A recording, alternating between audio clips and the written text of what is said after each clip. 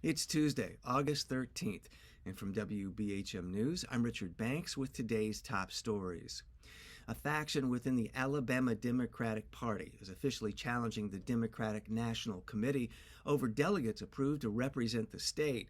The challenge was released last night, signed by Randy Kelly, the chair of the Alabama Democratic Party. Kelly says the DNC cooperated with an outside group to choose delegates for the Democratic National Convention other than those approved by the state party. Kelly does not name the outside group, but says the reason for the switch is to embarrass the state party because it has a black chairman and a majority black executive committee. Other members of the state party disagree with that assessment, including former U.S. Senator Doug Jones. DNC Chair Jamie Harrison said in a letter to Kelly earlier this month, all delegates were selected according to the state's own regulations. An Alabama Supreme Court ruling continues to cause upheavals across the country among in vitro fertilization patients and providers.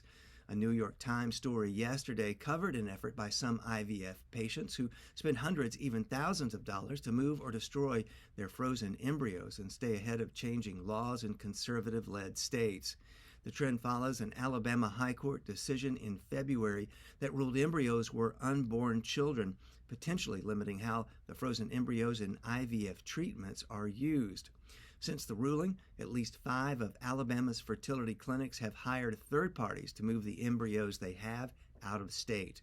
A law passed in Alabama soon after the state Supreme Court decision shields clinics from liability, but many legal experts expect the state's courts to overturn the law. And the Associated Press releases its preseason top 25 rankings for college football. Georgia begins the season ranked number 1 as quarterback and Heisman Trophy candidate Carson Beck returns for his senior year. The Bulldogs will field a veteran team poised to make a run for another national championship.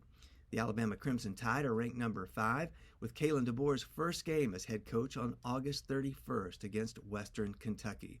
The Southeastern Conference, including Texas and Oklahoma, who joined the SEC this year, has 9 teams in the AP Top 25.